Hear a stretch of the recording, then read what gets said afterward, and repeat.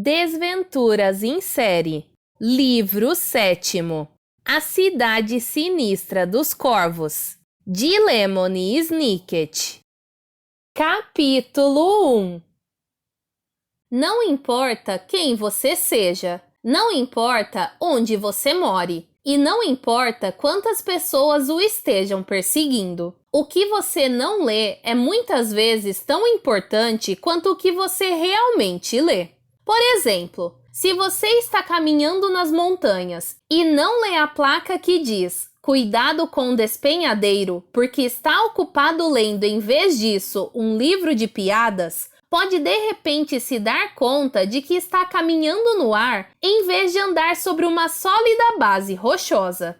Se você está assando uma torta para os seus amigos e lê um artigo intitulado "Como construir uma cadeira" no lugar do livro de receitas, a sua torta provavelmente acabará ficando com gosto de madeira e pregos em vez de crosta crocante e recheio de frutas. E se você insistir em ler este livro, em vez de ler alguma coisa mais alegre, muito certamente ficará gemendo de desespero, em vez de se contorcer de prazer. E, portanto, se tiver um pingo de juízo, porá de lado este livro e irá pegar um outro. Por exemplo, eu sei de um livro chamado O Menorzinho dos Elfos, que conta a história de um homenzinho minúsculo que fica correndo de um lado para o outro no país das fadas, vivendo toda sorte de aventuras adoráveis. E você logo irá perceber que provavelmente faria melhor em ler O Menorzinho dos Elfos e se contorcer de prazer com as coisas adoráveis que aconteceram com essa criaturinha imaginária em um lugar de faz de conta, em vez de ler este livro e ficar gemendo com as coisas terríveis que aconteceram com os 3 órfãos Baudelaire na pequena cidade onde estou agora batendo a máquina nestas mesmas palavras. Os tormentos, desgraças e perfídias contidos nas páginas deste livro são tão pavorosos que é importante que você não leia mais nada além do que já leu. Os órfãos Baudelaire, na época em que começa essa história, certamente desejariam não estar lendo o jornal que tinham diante dos olhos. Um jornal, como estou certo de que vocês já sabem, é uma coleção de histórias supostamente verdadeiras, escritas por autores que ou as viram acontecer ou falaram com pessoas que viram. Esses autores são chamados jornalistas, e do mesmo modo que telefonistas, açougueiros, bailarinas e pessoas que ficam limpando a sujeira dos cavalos, os jornalistas podem às vezes cometer erros. Este foi certamente o caso com a primeira página da edição matutina do Pundonor Diário que as crianças Baudelaire estavam lendo no escritório do Sr. Poe. Gêmeos capturados pelo Conde Omar, dizia a manchete, e os 3 irmãos se entreolharam perplexos com os erros que os jornalistas do Pundonor Diário tinham cometido. Duncan e Isadora Quagmire leu Violet em voz alta. Os gêmeos, que são os únicos sobreviventes conhecidos da família Quagmire, foram raptados pelo notório Conde Omar. Omar é procurado pela polícia por uma grande variedade de crimes escabrosos e é facilmente reconhecível por sua única e longa sobrancelha e pelo olho tatuado no tornozelo esquerdo. Omar também raptou Esme Squalor, a 6ª consultora financeira mais importante da cidade, por razões desconhecidas. Eca! A palavra Eca não estava no jornal, é claro, mas foi algo que Violet pronunciou ela mesma como um modo de dizer que estava enojada demais para prosseguir com a leitura. Se eu inventasse alguma coisa de um jeito tão desleixado quanto este jornal escreve as suas matérias, disse ela, o invento se desmancharia sozinho imediatamente. Violet, que aos 14 anos era a mais velha das crianças Baudelaire, era também uma excelente inventora e passava um bocado de tempo com o cabelo amarrado com uma fita para impedir que caísse nos olhos enquanto pensava em novos dispositivos mecânicos. E se eu lesse livros de um jeito tão desleixado, disse Klaus, não conseguiria me lembrar de um só fato que fosse. Klaus, o Baudelaire do meio, tinha lido mais livros que qualquer pessoa da sua idade, que era quase 13 anos. Em muitos momentos cruciais, suas irmãs já tinham contado com ele para se lembrar de algum fato útil de um livro que tinha lido anos antes. Crechin, disse Sunny. Sunny, a mais jovem dos Baudelaire, era um bebê pouco maior que uma melancia. Como muitas criancinhas, Sunny muitas vezes dizia palavras que eram difíceis de entender, como Crechin, que significava algo na linha de: e se eu usasse os meus 4 dentões para morder alguma coisa de um jeito tão desleixado, não deixaria nem marca da mordida. Violet trouxe o jornal mais para perto de uma das luzes de leitura que o Sr. Paul tinha no seu escritório e começou a contar os erros que apareciam nas primeiras sentenças que tinha lido. Para começar, disse ela, os Quagmire não são gêmeos, eles são trigêmeos. O fato de que o irmão deles pereceu no incêndio que matou seus pais não muda sua identidade de nascença. É claro que não, concordou Klaus. E eles foram raptados pelo Conde Olaf, não Omar. Já dificulta bastante as coisas o fato de que Olaf está sempre disfarçado. Mas agora o jornal disfarçou o nome dele também.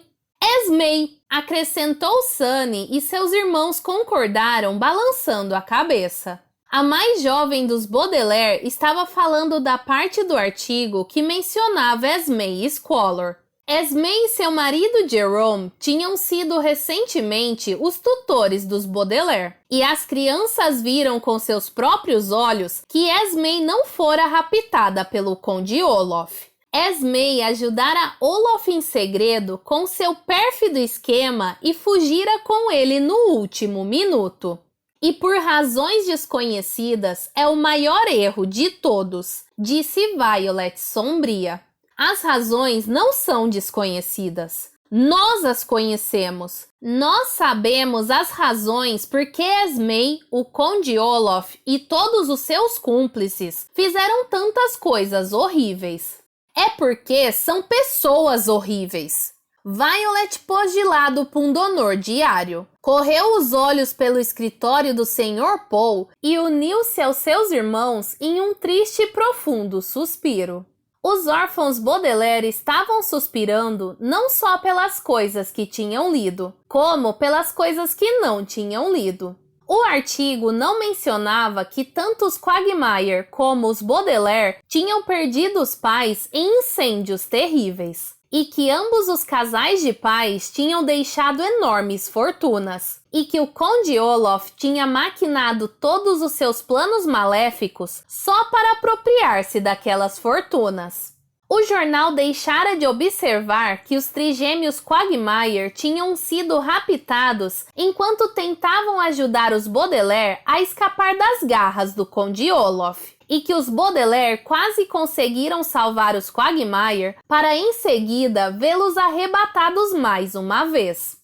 Os jornalistas que escreveram a matéria não tinham incluído o fato de que Duncan Quagmire, que era ele mesmo um jornalista, e Isadora Quagmire, que era uma poeta, levavam sempre consigo um caderno cada um, aonde quer que fossem, e que em seus cadernos eles tinham anotado um segredo terrível que descobriram sobre o Conde Olaf. Porém, tudo que os Baudelaire sabiam a respeito desse segredo eram as iniciais CSC, e que Violet, Klaus e Sunny estavam sempre pensando naquelas 3 letras e na coisa horripilante que poderiam significar. Chocante mais que tudo, entretanto, era os órfãos Baudelaire não terem lido nenhuma palavra sobre o fato de que os trigêmeos Quagmire eram bons amigos deles, e que os 3 irmãos estavam muito preocupados com os Quagmire, e que todas as noites, quando tentavam dormir, suas cabeças se enchiam de imagens horríveis do que poderia estar acontecendo com seus amigos, que eram praticamente a única coisa feliz ocorrida nas vidas dos Baudelaire desde que receberam a notícia do incêndio que matara seus pais e der início à série de desventuras que parecia segui-los onde quer que fossem.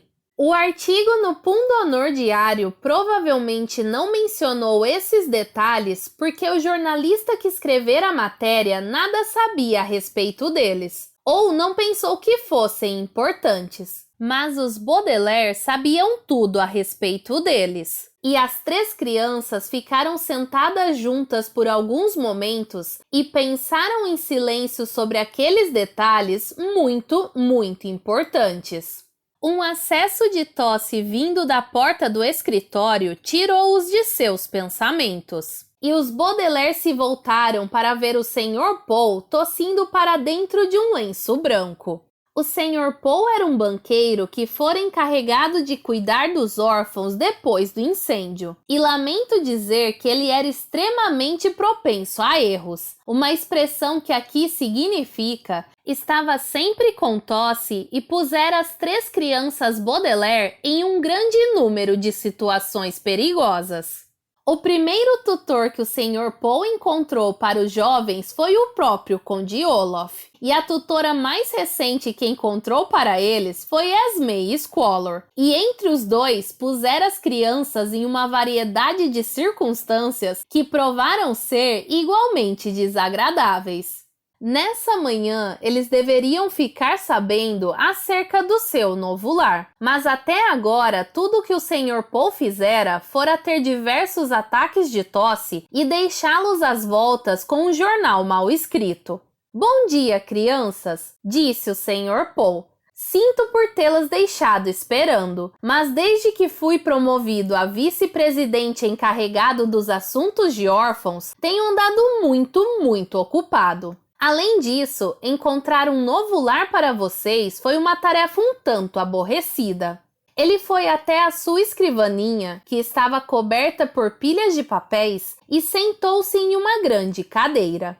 "Fiz telefonemas para uma porção de parentes distantes de vocês, mas todos eles ouviram falar das coisas terríveis que tendem a acontecer onde quer que vocês se encontrem. É compreensível. Eles ficam desassossegados demais por conta do Conde Olaf para concordar em tomar conta de vocês. Desassossegado, aliás, quer dizer nervoso. Há mais uma... Um dos 3 telefonemas em cima da mesa do Sr. Paul interrompeu-o com um toque estridente e feio. "Com licença", disse o banqueiro às crianças e começou a falar ao telefone. "Aqui é Paul." Ok. Foi o que eu pensei.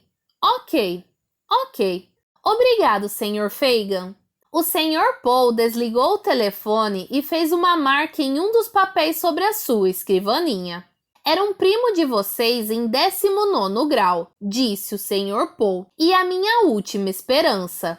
Achei que poderia persuadi-lo a ficar com vocês só por alguns poucos meses, mas ele recusou. Não posso culpá-lo. Receio que a reputação de vocês como encrenqueiros esteja arruinando até mesmo a reputação do meu banco." "Mas nós não somos encrenqueiros", disse Klaus. "O encrenqueiro é o Conde Olaf." O Sr. Paul tirou o jornal das crianças e examinou-o atentamente. "Bem, tenho certeza de que a matéria no Pundonor Diário vai ajudar as autoridades a finalmente capturarem Olaf, e então os seus parentes vão ficar menos desassossegados. Mas a matéria está cheia de erros", disse Violet. "As autoridades não vão saber nem qual é o verdadeiro nome dele. O jornal o chama de Omar." "A matéria foi um desapontamento para mim também", disse o Sr. Paul. "O jornalista disse que o jornal publicaria uma fotografia minha com o artigo e uma legenda sobre a minha promoção. Mandei cortar o cabelo especialmente para isso. Ver o meu nome nos jornais teria deixado minha mulher e meus filhos muito orgulhosos. Por isso, entendo por que vocês ficaram desapontados com o fato de o artigo ser sobre os gêmeos Quagmire e não sobre vocês. Não ligamos para ver os nossos nomes saindo nos jornais, disse Klaus. E além disso, os Quagmire são trigêmeos e não gêmeos. A morte do irmão deles muda sua identidade de nascença, explicou o Sr. Paul severamente. Mas não tenho tempo para falar sobre isso. Precisamos descobrir. Tocou outro telefone e o Sr. Paul desculpou-se de novo. Aqui é Paul, disse ele ao telefone. Não, não, não. Sim, sim, não importa. Até logo. Ele desligou o telefone e tossiu no seu lenço branco antes de enxugar a boca e voltar-se de novo para as crianças. Bem, esse telefonema resolveu todos os seus problemas, disse ele simplesmente. Os Baudelaire se entreolharam. Teriam prendido o Conde Olaf? Os Quagmire teriam sido salvos? Alguém teria inventado um jeito de voltar no tempo e salvar seus pais do terrível incêndio? Como poderiam todos os seus problemas ter sido resolvidos com um telefonema a um banqueiro? Plim? Perguntou Sunny. O Sr. Paul sorriu. Vocês já ouviram o aforismo, disse ele. É preciso uma cidade para educar uma criança? As crianças se entreolharam de novo, desta vez um pouco menos esperançosas. A citação de um aforismo, como os latidos zangados de um cão ou o cheiro de brócolis cozido demais, raramente é um sinal de que algo de proveitoso está para acontecer. Um aforismo é apenas um pequeno grupo de palavras dispostas em uma certa ordem porque soam bem assim. Porém, muitas vezes as pessoas tendem a dizê-las como se estivessem dizendo algo muito misterioso e sábio. Sei que isto provavelmente soa misterioso para vocês, continuou o Sr. Paul, mas na verdade o aforismo é muito sério. É preciso uma cidade para educar uma criança significa que a responsabilidade por cuidar dos jovens cabe a todos na comunidade. Acho que li alguma coisa a respeito desse aforismo em um livro sobre os pigmeus Mibuti, disse Klaus. O senhor está nos mandando para viver na África? Não seja bobo, disse o Sr. Paul, como se os milhões de pessoas que vivem na África fossem todos ridículos. Era a prefeitura ao telefone. Diversas cidadezinhas dos arredores se inscreveram em um novo programa de tutoria baseado no aforismo "É preciso uma cidade para educar uma criança". Órfãos são enviados a essas cidades e todas as pessoas que vivem lá os educam em conjunto. Normalmente eu sou a favor de estruturas familiares mais tradicionais, mas isto é realmente muito conveniente. E o testamento dos seus pais determina que vocês sejam educados do modo mais conveniente possível.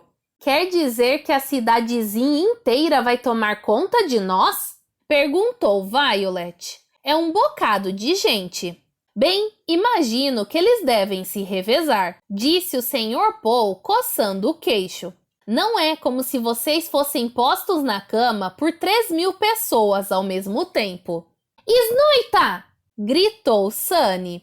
Ela queria dizer alguma coisa como: prefiro ser posta na cama pelos meus irmãos e não por estranhos. Mas o Sr. Paul estava ocupado examinando os papéis em cima da sua mesa e não respondeu.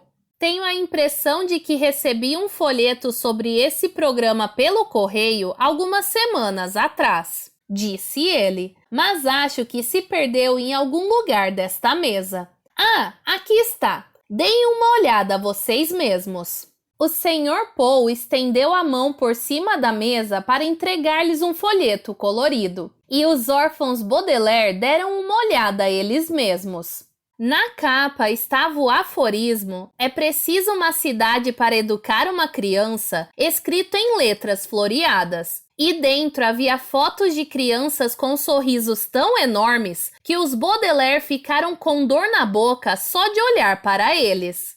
Uns poucos parágrafos explicavam que 99% dos órfãos que participavam do programa estavam felicíssimos por ter cidades inteiras para cuidar deles, e que todas as cidades listadas na contracapa estavam ansiosas por servir de tutoras para quaisquer crianças interessadas que tivessem perdido os pais. Os três Baudelaire olharam para as sorridentes fotografias e leram o floreado aforismo, e sentiram um frio na barriga.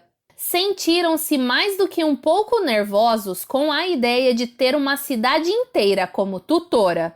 Já tinha sido suficientemente estranho quando eles estiveram sob os cuidados de diversos parentes. Quão estranho pareceria se centenas de pessoas estivessem tentando agir como Baudelaire substitutos?